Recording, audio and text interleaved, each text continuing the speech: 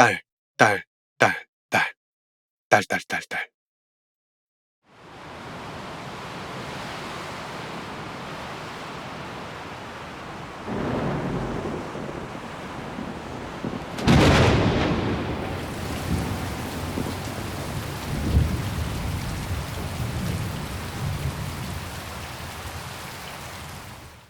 저는 원래 비판 섞인 리뷰를 하지 않습니다. 세상 모든 게 아름다워 보이거든요. 같은 순수한 이유는 아니고 시간이 아까워서요. 좋은 작품들에 대한 찬사, 그것만 하기에도 모자른 시간을 굳이 낭비하고 싶지 않아서입니다. 비난하면서 조회수를 올리는 그런 짜치는 상황 자체를 납득하지 못하는 이유도 있고요. 그랬던 제가 오징어 게임 시즌2 리뷰에서 대차게 지적을 했습니다. 그리고는 리뷰를 이렇게 끝냈죠. 이런 감독의 심리 상태는 LA 타임스와의 인터뷰에 그대로 드러나 있습니다. 처음에는 전 세계 사람들이 제 드라마를 볼 수 있다는 생각에 신이 났습니다. 하지만 지금은 그래서 뭐, 난 아무것도 얻지 못하고 있잖아 라고 생각합니다. 현실에서의 황 감독은 성기훈이 아닌 프론트맨이 되기로 결심한 게 아닐까 합니다. 하지만 성기훈이 되고 싶은 마음도 여전히 남아있기에 이런 선택을 했다고 봅니다. 시즌2를 만들 생각이 없다는 입장 철회를 하며 했단 말. 확실히 더 나아졌어요. 그래서 하기로 한 거죠. 만족스러운 액수였습니다. 이 정도만 말할게요. 더 많은 돈을 받았습니다. 이 말에 대한 변명을 하고 싶었던 게 아니었을까요? 잘 들어. 나는 비록 돈을 취했지만 성기훈을 통해서 그거보다 더 중요한 게 있다는 이야기를 할 거야. 라는 생각을 하면서 말입니다. 그래서 엉망이 된 거죠. 하지 않아도 될 변명을 하느라 주제를 노골적으로 내세우니 게임이 뒤로 밀려날 수밖에요. 시즌3는 시즌2의 연장선입니다. 같아요. 다른 구석이 거의 없습니다. 그냥 시즌2를 반으로 쪼개서 공개 시기만 나눴을 뿐 시즌3로 불려야 할 이유가 전혀 없는 거죠. 그래서 고민을 좀 했습니다. 이걸 리뷰로 만들어야 되나? 굳이. 하지만 전 오징어 게임 시즌1을 정말 좋아하는 팬에게 그에 대한 감사의 의미로 리뷰에 마침표를 찍기로 결심했습니다. 리뷰 시작하겠습니다.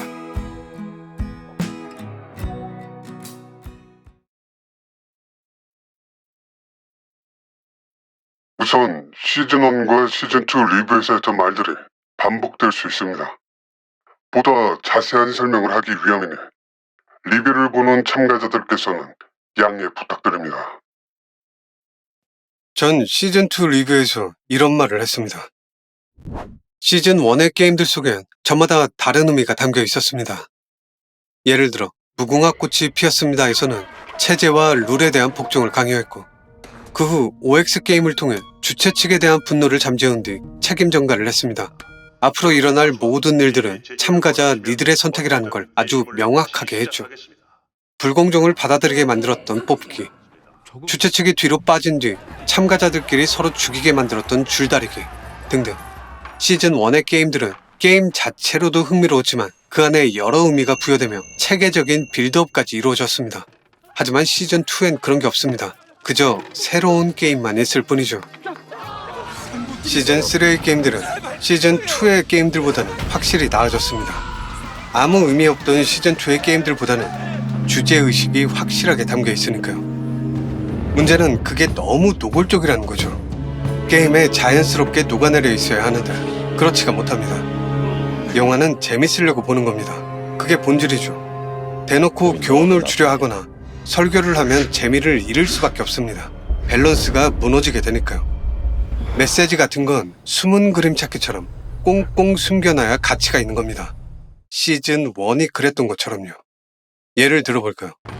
조직에게 쫓기다 다리 위에서 뛰어내렸던 덕수가 징검다리 건너기를 하다 다리에서 떨어져 죽었던 것. 브로커의 목에 칼을 댔던 새벽에 목에 칼을 맞고 최후를 맞이했던 것. 욕조에서 자살 시도를 하던 상우가 비에 젖은 채 같은 포즈로 자살했던 것. 이런 것들은 알아도 그만, 몰라도 그만. 본편을 감상하는데 아무런 영향을 주지 않습니다. 오히려 좋은 쪽으로 작용하죠. 사소한 디테일들이 모여 작품의 완성도가 결정되는 거니까요. 물론 시즌2와 시즌3에도 이런 디테일들이 숨겨져 있긴 합니다. 문제는 주제가 너무 노골적이라는 거죠. 그 주제를 따라가기 위해 무리한 설정들이 남발됐고, 그러다 보니 공감되지 않는 장면들이 무더기로 쏟아져 나올 수밖에요.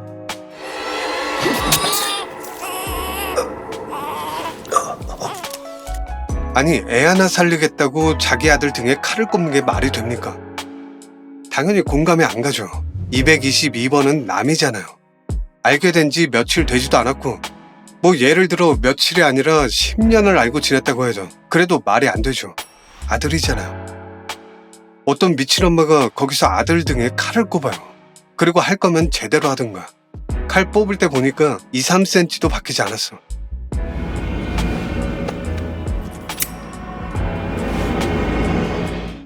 감독의 인터뷰에 따르면 아들의 살인을 막기 위해 오른팔 어깨 뒤를 찌르는 것으로 했다고 하는데, 그래도 엄마가 아들을 죽게 만든 건 변함없습니다. 시간 제한에 걸려서 결국 총에 맞게 됐으니까요. 나를 살려주세요. 내가 그런 거예요. 그리고 성기훈이 자살하려고 하는데 그걸 왜 막아요? 도대체 어떤 명분으로? 뭐 이건 나중에 얘기하기로 하고.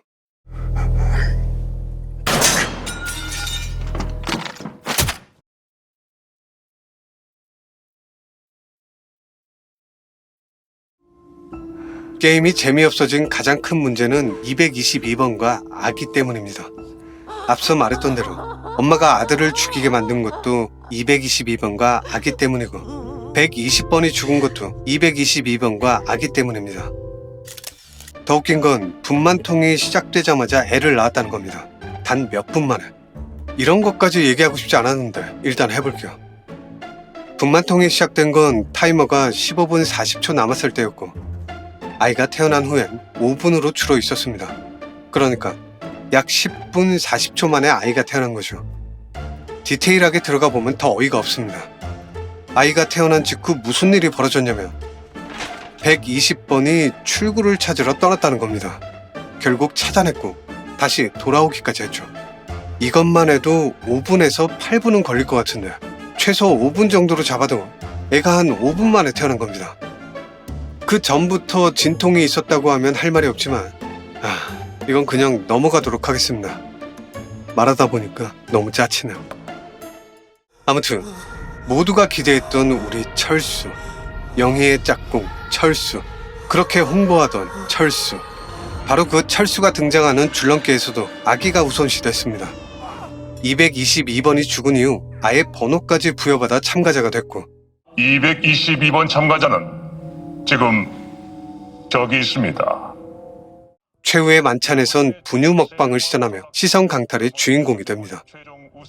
마지막 게임은 말할 것도 없고요. 아기에 의한, 아기를 위한 쇼가 펼쳐졌으니까요.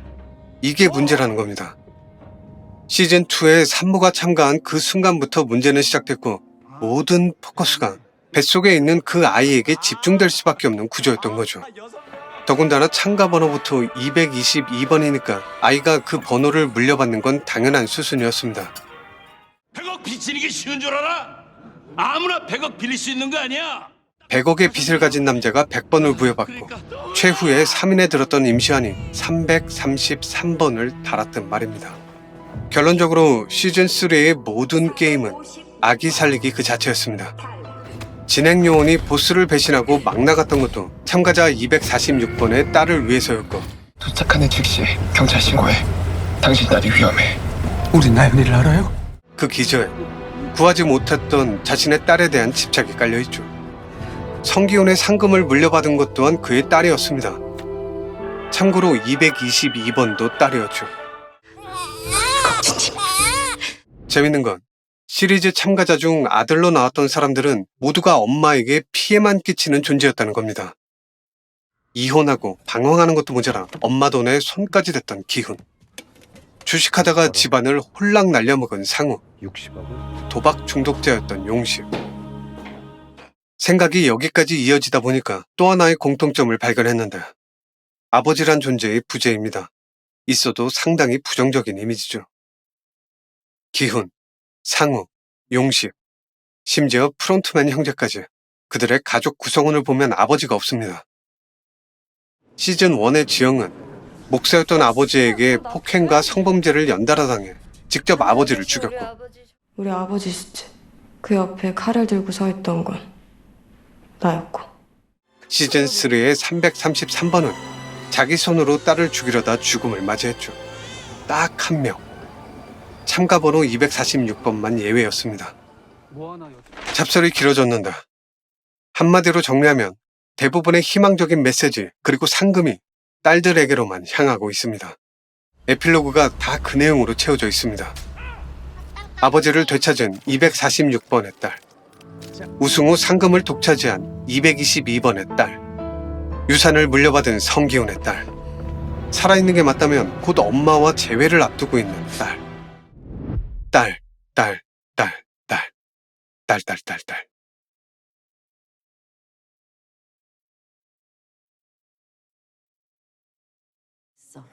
오징어 게임 시즌2와 시즌3의 주제는 정치입니다. OX 게임은 그 자체로 투표를 상징하고 민주주의 시스템 안에서 벌어질 수 있는 단점, 그 단점을 아주 극단적으로 설정해놓고 우리가 잘못된 선택을 할 경우 어떤 일이 벌어질 수 있는지를 보여주고 있습니다. 참가자들을 통해서 서민의 참혹한 현실을 그리고 있는 거죠.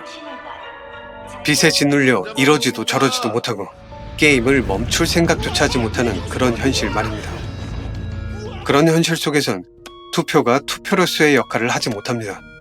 게임을 멈추면 빚에 시달려야 하고 게임을 계속하면 죽을지도 모르고 진퇴양난, 사면초가, 선택을 빙자한 괴롭힘. 감독은 이 투표 시스템에 대해 이런 말을 했습니다. 대의 민주주의의 위기가 왔다고 생각합니다.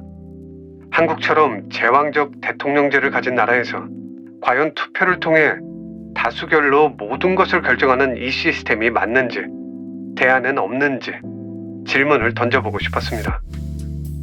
지금도 대통령 관저 등지에서 탄핵 찬성과 반대로 나뉘어 모여있고 서로 싸울까봐 경찰이 선을 그었다고 합니다.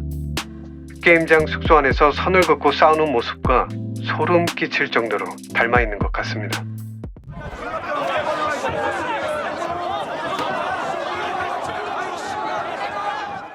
참고로 황종혁 감독은 박근혜 정부 시절 영화 도가니로 인해 블랙리스트에 오른 적이 있습니다.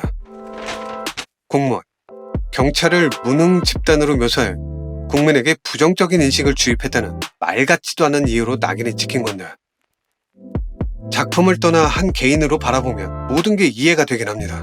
새 시대를 이끌어갈 희망을 딸들에게 쥐어준 건 역시 같은 이유일 테고요. 그건 어디까지나 부당한 대우를 받았던 한 개인에 대한 공감일 뿐 작품의 완성도와는 다른 영역이라 생각합니다. 좀 더 세련된 방식으로 메시지를 숨겨놓을 수는 없었던 걸까요? 시즌 1에서는 그렇게 했잖아. 꽁꽁 숨겨놨어도 누군가는 반드시 찾아내서 찬사를 보내줬을 겁니다. 이런 메시지가 여기에 숨어 있었다고. 이게 박선장이고.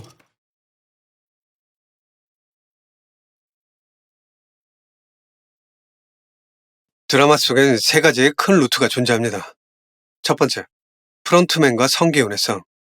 이건 권력자의 횡포와 소시민의 투쟁을 다루는 메인 스토리입니다.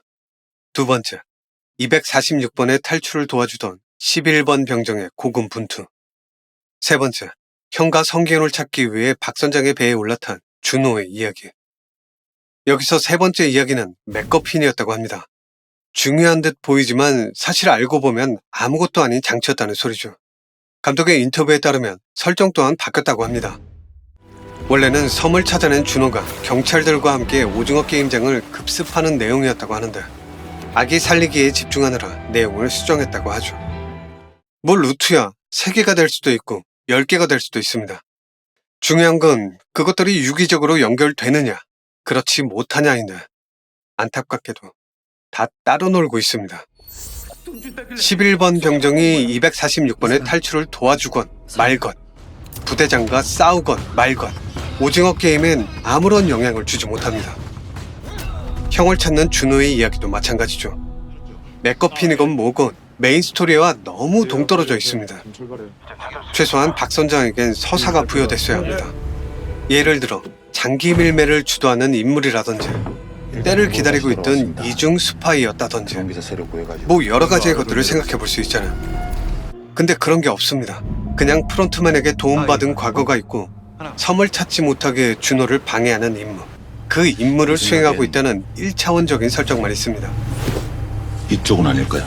그러니까 이게 뭐야 라는 소리가 절로 나올 수밖에요. 가장 큰 문제는 메인 스토리마저 아기 살리기에 잡아먹혔다는 겁니다. 그나마 시즌2에선 프론트맨과 성기훈의 대결이 어느 정도의 흥미를 유발하는 데 성공했지만 그것도 잠시. 아이가 태어나며 메인 스토리가 아예 바뀌어버렸습니다. 정치, 민주주의, 자본주의, 그에 따른 다양한 군상의 행태, 프론트맨과 성기훈의 이념 내지는 가치관 싸움, 이런 것들이 온데간데 없이 사라지고 모든 포커스가 아기 살리기에만 집중된 겁니다. 그 아기는 미래 세대의 상징입니다. 지금의 젊은 세대들은 자포자기 상태고 1세대보다 더 잘 살 수 없다는 생각에 희망을 잃었습니다. 그런 세상에선 미래가 없다고 느끼고 있습니다. 우리는 이 세상을 다음 세대에게 최소한 더 나빠지지 않은 상태로 물려줘야 할 책임이 있습니다. 그래서 아기를 등장시켰고 그 아이를 중심으로 생기는 갈등과 그 아이를 지키려는 사람들의 노력을 통해 메시지를 전하고 싶었습니다. 좋은 말인데 메시지에만 몰두하다 보니까 게임이 뒤로 밀렸다고요. 영희의 짝꿍 철수가 등장했는데 철수 따위는 아무것도 아니게 되어버렸다고요. 명색이 오징어 게임인데 게임이 뒤로 밀려났다니까요.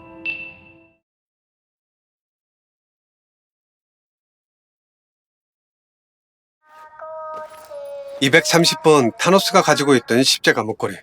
그 목걸이는 124번 남귀를 거쳐 125번 민수까지 소유주가 계속 바뀌었습니다. 그리고 차례대로 죽음에 이르게 했죠.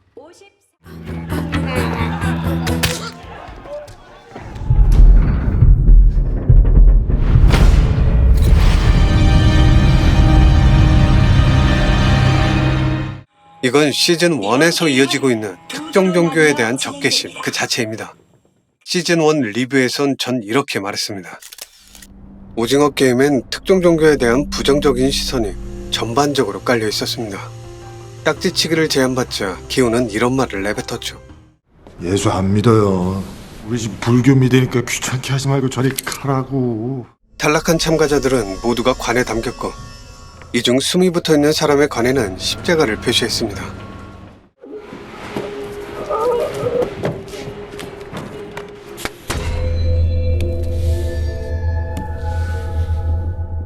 그리고는 그 표시가 된 자들의 장기를 적출한 뒤 지옥 속으로 내던져 버렸죠.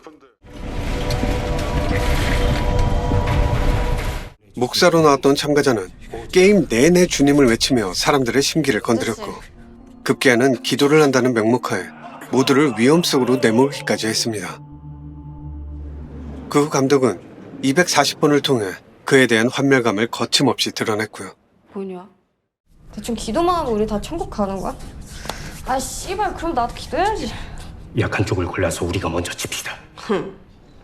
주님 모시는 분이 더 살벌하네. 남자와 여자는 다른 겁니다. 병신들. 여기가 무슨 에덴 동산이야? 시즌2와 시즌3에 나왔던 이 십자가 목걸이는 시즌1에서 감독이 취했던 태도와 일치합니다. 십자가를 쥔 사람 모두가 미쳐 날뛰다가 차례로 죽었으니까요. 잘 생각해보자고요. 십자가 안에 뭐가 들어있었는지.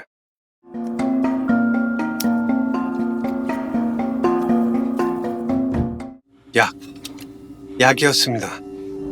환각과 환청에 시달리게 만드는 약.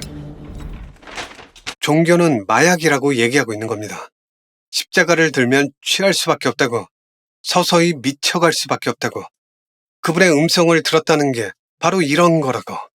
그 약에 취해서 십자가를 찾아 헤매던 남귀의 모습은 십자가만 있으면 버틸 수 있을 거라는 맹목적인 믿음 그 자체였고, 십자가를 든 대가로 환각과 환청에 시달리며 변해버린 민수는 특정 종교인들의 모습 그 자체였습니다. 무당을 따랐던 사람들은 말할 것도 없고요. 그냥 다 썰려버리죠.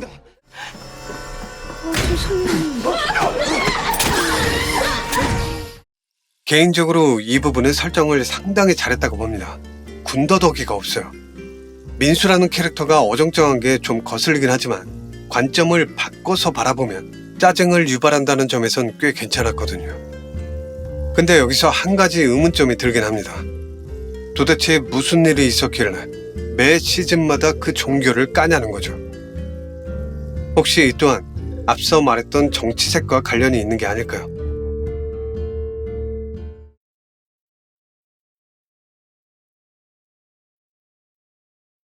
VIP가 나오던 장면들은 참담함을 넘어 암울함을 넘어 수치스러움을 넘어 신비한 TV 서프라이즈를 넘어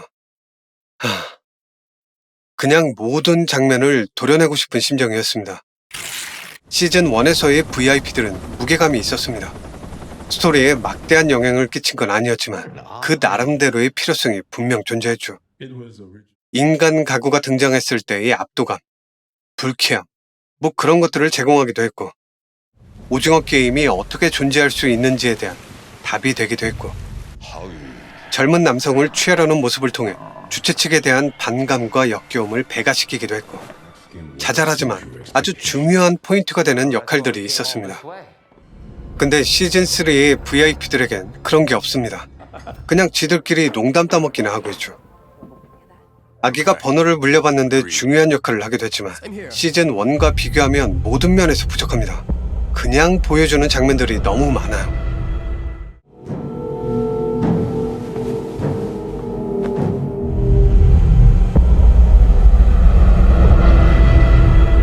예를 들어 VIP들이 게임에 직접 개입하는 장면이 나왔으면 그걸로 인해 파생되는 이야기가 있어야 하는데 그런 게 없습니다. 거기서 끝이에요. 게임을 지켜보며 내뱉는 대사들도 너무 1차원이고요. 1일곡 수준의 상황 설명이나 주제 전달 또는 말장난에 불과합니다. 특히 여자 VIP와 남자 VIP가 틱틱대는 장면들은 아무짝에도 쓸모가 없습니다. 이건 시즌2 리뷰에서 말했던 대로 시즌1의 구성 요소를 그대로 가져오면서 생긴 부작용으로 보입니다. 더 큰 문제는 참가자들의 캐릭터가 재활용되고 있다는 겁니다.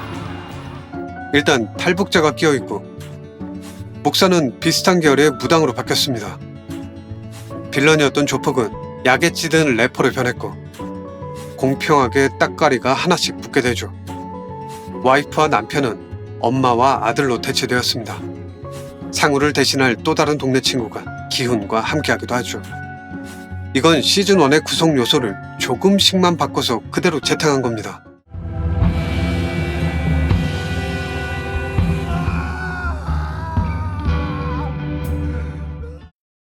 왜 이런 일이 생길 수밖에 없었는지 더 디테일하게 보고 싶으신 분들은 시즌2 리뷰를 추천드립니다.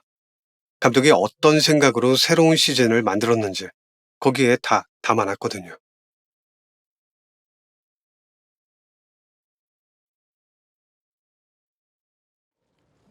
(388번) 강대호에겐 어떤 트라우마가 있는 듯 했습니다.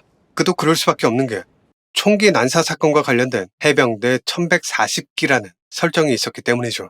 그러면 그의 행동이 이해가 되거든요. 병 1140기입니다. 당연히 욕 처먹을 짓이면 변함이 없지만 그럼에도 이해가 된다고요.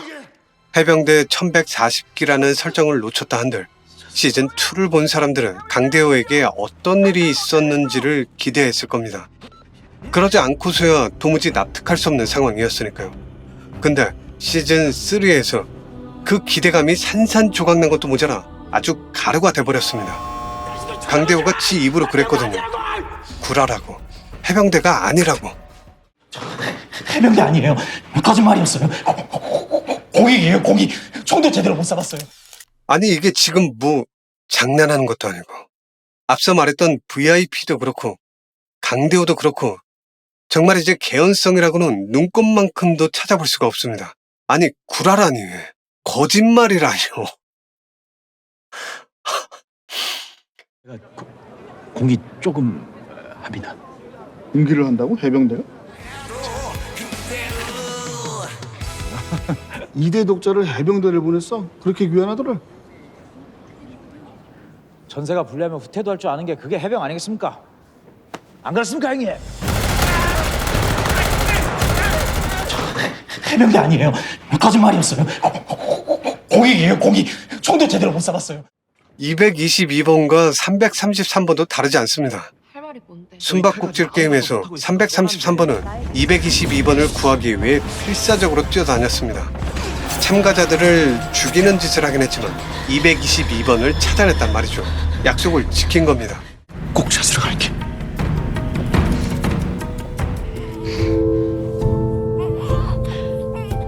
하지만 현주가 죽으면서 일이 꼬이기 시작하죠.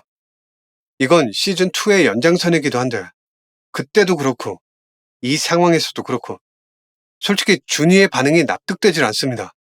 물론 현주의 죽음을 눈앞에서 봤으니 슬프고 화도 났겠죠. 근데 모르고 그런 거잖아요. 같이 있는지 알고 그런 게 아니잖아요. 333번의 반응도 이해되질 않습니다. 왜 그냥 가냐고요. 그렇게 찾아 헤맸으면 무슨 욕을 먹던 끝까지 책임을 져야지 왜 그냥 가냐고요. 그러다가 다른 참가자한테 찔려 죽으면 어쩌려고. 딴 데로 가자. 줄넘기 할 때도 마찬가지입니다. 아니 욕먹었다고 또 그냥 가. 죽으라고 놔두고.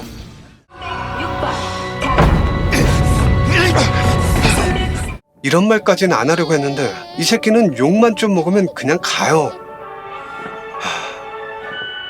그리고 마지막 게임에선 그게 뭡니까? 아기를 지키려고 노력하다가 갑자기 돌변한다고요.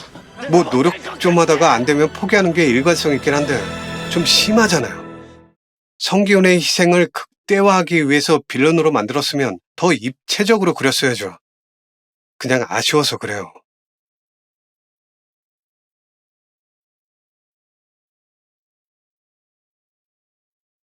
제가 계속 비판을 하고 있긴 하지만 오징어 게임 시즌3가 망작인 건 아닙니다.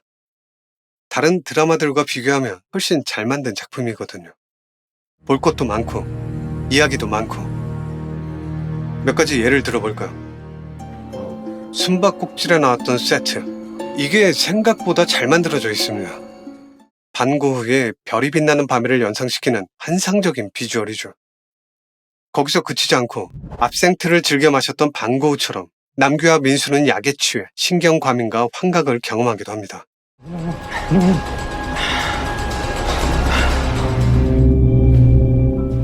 쌤이 못 봤어요? 환청까지 들었던 민수는 귀를 틀어막기까지 했는데 그 또한 반고흐의 잘린 귀를 연상시키죠. 더 나아가 이때 나온 배경의 손바닥 그림은 참가자들의 절규로 보이기까지 합니다. 그리고 이 배경 그림은 상황에 맞게 계속 변했습니다. 준이가 출산할 때 모든 생명의 근원인 바다가 그려져 있었고 출구가 있는 방에 꽃이 피어 있었죠. 이 꽃 그림은 준이가 최후를 맞이할 때 다시 한번 등장했는데 여기서 재밌는 건 홀로 남은 아기의 뒷배경도 꽃이었다는 겁니다. 그림이 아니라 생화로서 존재했죠. 생명력을 잃은 꽃과 생명력을 가득 품은 꽃. 이건 아기가 죽지 않을 거라는 걸 암시하는 장치였습니다. 시즌2에 나왔던 이 모자. 이 모자 또한 246번의 운명을 암시하고 있었습니다. 참가자와 병정, 둘 모두의 색을 포함하고 있었으니까요. 그리고 그 모자를 전해줬던 11번 병정의 행동 또한 앞으로 일어날 일에 대한 암시였고요.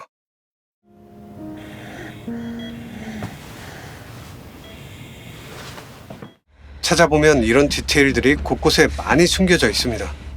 그래서 더 아쉬운 거예요. 메시지를 뒤로 숨기고 오락성을 부각시켰더라면 지금보단 훨씬 좋은 작품이 될 수 있었거든요.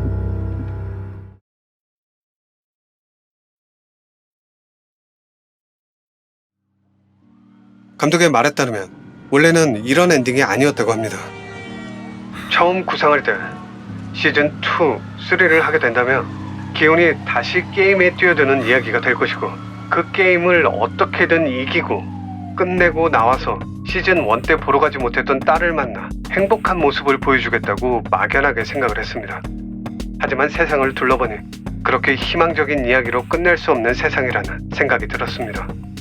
젊은 세대는 점점 희망을 잃어가고 윗세대보다 잘 살 수 있다는 생각은 진작에 포기했고 그렇기 때문에 기훈이 이 게임을 끝내고 딸을 보러 가는 엔딩은 아니라는 생각이 들었습니다.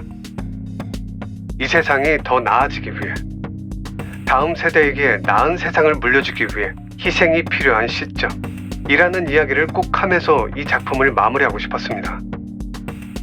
그 후 아이에 대해선 이렇게 이야기했죠. 모든 것에 실패하고 대우까지 죽이고 씻을 수 없는 피까지 손에 묻힌 기훈에게 마지막으로 할 수 있는 일을 주고 싶었습니다. 그 아이를 통해 우리가 지켜야 할 것들을 끝까지 지키고자 하는 모습, 희생을 보여주고 싶었습니다. 프론트맨에 대해선 이런 말을 하기도 했습니다. 인간의 믿음에 대한, 그것을 둘러싼 둘의 대결이었습니다. 기훈이 칼을 거부하는 순간 프론트맨은 아마 자신의 패배를 어느 정도 직감했을 겁니다. 그리고 기훈이 희생하는 모습을 보며 자신의 패배를 인정했을 겁니다. 시체를 바라보고 아이를 데려 나오는 것이 자신의 패배를 인정하는 과정이었다고 생각합니다. 프론트맨의 서사에 대해선 이렇게 얘기했고요. 기훈의 선택을 보여주는 게 중심이었기 때문에 갑자기 프론트맨의 과거가 깊게 들어오면 스토리의 진행에 방해가 돼서 많이 넣을 수 없었습니다. 그냥 단편적인 순간을 통해 이 사람이 어떤 일을 겪었는지 상상할 수 있는 정도로만 표현하고자 했습니다. 감독의 인터뷰를 보면 그가 어떤 생각으로 시즌2와 3를 만들었는지 어느 정도 유추해 볼 수 있습니다. 요즘 우리 사회를 보면 혐오와 조롱이 넘쳐나고 있습니다. 뭐 하나 건수만 잡히면 불특정 다수가 들러붙어 마치 게임을 하듯 누군가를 조리돌림하는 시대죠. 거기엔 어떠한 희망도 담겨있지 않습니다. 거의 역병 수준으로 사회 전체를 병들게 할 뿐입니다. 그렇게 우리는 오징어 게임 시즌 3를 관통하고 있는 이 주제에 대해 깊은 고민을 해봐야 합니다. 희생. 아무런 계획 없이 그저 운빨로 시즌1의 우승자가 됐던 성기훈이, 상우한테 이런 대접이나 받았던 성기훈이, 기훈이요! 그 누구도 하지 못했던 프론트맨과의 싸움에서 승리할 수 있었던 건 희생정신이 있었기 때문입니다. 대혐오의 시대를 끝낼 수 있는 힌트를 이쯤 어딘가에서 찾아낼 수 있지 않을까요? 심심했는데 너 잘 걸렸다. 이런 끔찍한 말을 좀 더 세게 말하면 이런 개 같은 생각을 단번에 부셔버릴 수 있는 힌트 말입니다. 마무리하겠습니다. 앞서 했던 비판들은 모두 뒤로하고 황 감독에게 박수를 보내고 싶습니다. 솔직히 이런 메시지를 전면으로 내세운다는 게 보통 용기를 가지고 할 수 있는 게 아니거든요. 특히나 블랙리스트에 오른 적이 있음에도 몸을 사리지 않는다는 건 정말 쉬운 일이 아닙니다. 고생하셨습니다. 그리고 감사했습니다. 다음 작품에선 더 멋진 세계관을 들고 나타나 주시길.